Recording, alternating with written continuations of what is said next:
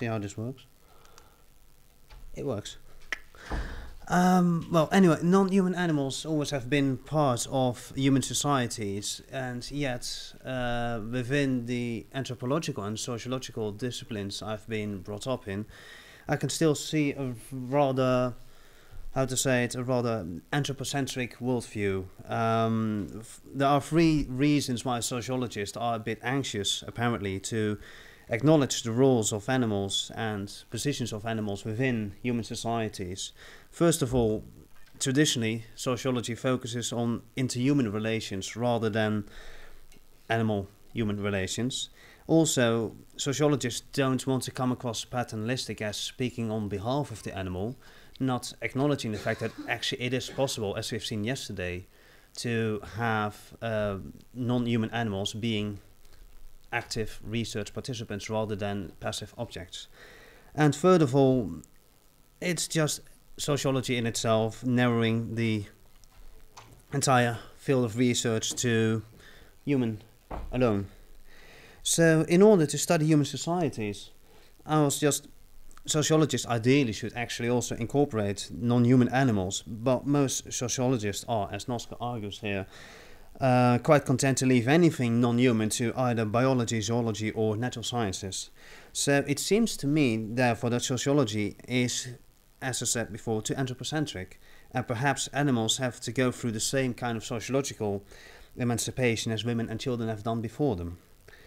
So going from sociology to anthrozoology, indeed, as I was introduced, I went to Belgium and the Netherlands to ask children actually about what it means to them to live in rural areas and how they create their own rural identities. And a part of it, I asked them about their affiliation with animal care or agriculture. And I didn't actually wanted to break away from sociology as this kind of mind-breaking research. I just wanted to know, okay, what makes up a child's rural identity? And also, methodologically, it was quite easy. If the interview would go a bit difficult, I would just show a picture of my dog at the time on my mobile phone, and the floodgates would open. They would talk about their own animals, and we have these animals, and well, not those animals because they died. And so, although the PhD in itself focuses on children's perceptions of rural area, whether they are farmers' children or commuters' children, I consider this study as a kind of modest contribution to advocating a more zoocentric direction within sociology, because actually throughout my fieldwork it became clear to me that animals are paramount to children's ideas of the rural, and therefore I want to actually put forward here that children derive their rural identities from the interaction with animals and not from being involved in agriculture practices. Children participate in redefining animal identities and as such also play part in a changing attitude towards farming practices. That's the one side. The other side is that children actually develop their own worldview and their own position within the world based on their interaction with animals. So I've done those are my research methods, and actually quite fun to have. I mean, focus groups, there were like 38 interviews with 180 children. And it might seem a lot, but then again, after 20 minutes, they would actually be jumping up and down on the table. So it was still nice to actually do well, I did the research in Dutch and in Flemish, and then I had to translate it back into English for publication. So all the quotes here, they are my translation of what the children said in either Dutch or Flemish. Anyway, how do children actually perceive their animals? Well, they have a distinction between, all children make the distinction between pet animals and farm animals or wild animals. And in interviews, I used the word huisdier, which is Dutch for pet animal, and literally it means animal living within the house. Like house is house and dier is animal. And I did this because not all children would understand the concept of companion animal. And but in the meaning of the word huisdier, you would almost say that, well, so they're sharing their living space with humans, while farm animals are out there in the field or in the stables. And so as such, therefore, we might argue that pets or companion animals, they are more part of the consumption cycle of human society instead of the production cycle of human society, where we can find the farm animals. Yet, for children, the boundaries between farm animals, wild animals and pet animals, those boundaries were blurred. They considered certain farm animals also as their pets. And when they asked about the composition of families, they mentioned their pets and the farm animals, including deceased pets, and they really took pride in caring for the animals, as the quote here shows. Or that one. So, yeah, by considering animals as part of the families, children didn't really consider themselves as being the owner of an animal. I don't own an animal, but I am responsible for the animal's well-being. And it actually, as I said before, we have these three groups, but as I said before, the boundaries are blurred. And there was a kind of a general consensus on dogs are pet animals and cats are pet animals, and then suddenly this one girl shouted out, yes, and I also have a cow as a pet, which caused a kind of consternation in this particular interview, because other children actually never thought about the possibility of considering a cow as a pet animal. So animals can belong to the same group at the same time. When you have a mouse in a cage in your home, it's a really nice pet, but if the same mouse is running loose in a stable, it becomes, as Mary Douglas says, a matter out of place, and then you have to kill it. So probably the most ambiguous group there are the equines, the horses and the ponies. With the mechanization of agriculture, horses and ponies lost their position as farm animals, and right now people keep horses or ponies for recreation, for riding and for competition.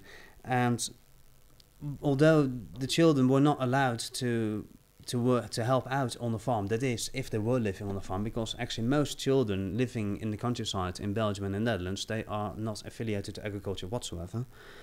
But whether they are, usually they were not allowed to help out with agriculture, but they were allowed to actually help out with the care for the horses.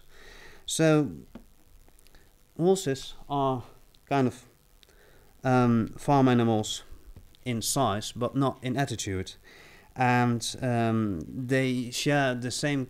So they share the characteristics of farm animals as living outside and living in a stable, but they share the emotional realm as pet animals do.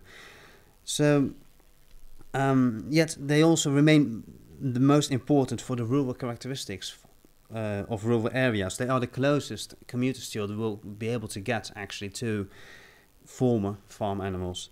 And an interesting note, as I just sliced away, is that in Dutch language or Flemish language, you have a different kind of anatomy wording for people and for other animals, but horses actually share the same vocabulary as the human anatomy. Also, children were able to distinguish different kinds of animals. They were able to distinguish a crow from a jackdaw and a hare from a rabbit. They felt responsible for the animals in the family homes when they were able to define themselves as being part of the household where this animal is living. And also, as several studies have argued, by caring for animals, children learn to be gentle and to be responsible. And farmer children didn't have to help caring for livestock, but many did mention they actually helped out simply because they liked doing so. And anyway, so what can we actually say about changing animal identities through children's eyes in this century's Belgium and the Netherlands? As I said before, the mechanization of agriculture drove children out of agricultural activities. It led to factory farming, where animal well-being is less important than economic productivity.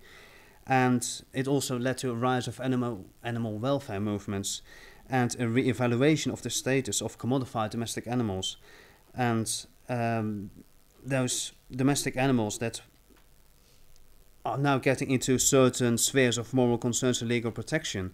So the discourse of animal production on the one hand also uses definitions that represent animals as objects, and on the other hand, they use metaphors and euphemisms for the slaughter of animals. I mean, I've read studies talking about harvesting meat instead of killing animals. Also, there's this shift in consumer attitude from favoring the cheap production to favoring moral, sustainable or ecological production modes where animal well-being is on one of the top priorities. And this is actually reflected in the interviewed children's emphasis on the emotional aspects of the relations with animals. So I can see here a kind of a difference between the economic versus the emotional value of animals. And the paradox actually is that farmers' children, they developed a kind of a emotional attachment to the pigs and the cows, knowing that one day the butcher would arrive and that would be the end of the story. At the same time, the commuter's children who don't have that kind of emotional attachment to cattle or pigs, they were quite shocked to hear that their farmers' children's friends were just helping out, selecting pigs to go in from one sty into the other, because, well, those have to grow a bit longer and those, well, they're off tomorrow. And also a very big influence is the rural idyll. And the interviews actually showed that there can be a huge gap between the rural idyll and the reality. It's likely that the emotional bonds of animals will eventually be superior to the calculated economic value, and that might lead to a new kind of rural idyll. Horses and ponies already made this transition from being farm animal to companion animal, and the question we might have to ask ourselves is, what animals do we involve in our agriculture practices and how are we going to treat them? I mean, with the rise of industrialized farming, we also saw the rise of certain diseases, and people started questioning the environmental and the moral issues involved in the maltreatment of animals in factory farming. And, thank you, perhaps the shift away from agriculture futures is symptomatic for the declining importance of agriculture for rural areas. And maybe the diversification of the rural economy will change also agriculture practices and the position of agriculture within society. Another part that might be an influence on how children see animals is the anthropomorphism of animals. And the presence of animals in the cultural landscape influences children's definitions of animals' identities, but also adults' definitions of animal identities. By appealing to human emotions, anthropomorphizing of animals shifted popular attitudes on the treatment of animals from regarding them as an asset to regarding them as equals, friends, or even family. And, well, also in movies, and by the way, this is from the Hasbro company, from the 1950s to the 1980s, animals were represented in media as subordinate to humans. And apart from animation series, like in Disney movies, you have this kind of anthropomorphism going on, which might misrepresent animals, but at the same time, possibly because of anthropomorphizing animals, children are encouraged to regard them as worthy of sympathy and empathy. So the question I want to put forward is anthropomorphism of animals a good or a bad thing? And children's attitudes towards animals are predominantly aesthetic to begin with. Like the top favorite animals have humanoid features. And, well, the animal representation are introduced in all aspects of children's lives. So there might be even kind of a multiplier effect going on, because adults assume children like animals. Animals appear everywhere with humanoid characters, like reading a map, because that's what so much appeals to children. And because children see those anthropomorphized animals everywhere, it might alter their moral and ethical attitudes to animals in their daily lives. So, in conclusion, because I have to move on, there has been a trend over the last decades to organic, or at least ecologically more sustainable agriculture. And in this trend, we focus on well-being and on the quality of life rather than on profit and quantity. Outbreaks of foot-and-mouth disease and BSE contributed to greater awareness on well-being of livestock and keeping pesticides away from crops. At the same time, the rural economy is diversifying, and there's a desire to a more diverse, authentic rural economy. So, in this broader context, children redefine animal identities they contribute to changing attitudes towards agriculture, and they participate in those changing attitudes towards agriculture.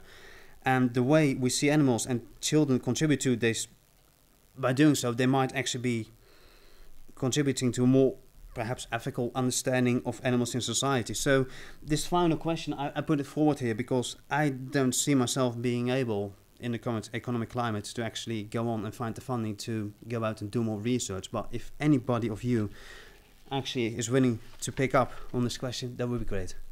Thank you.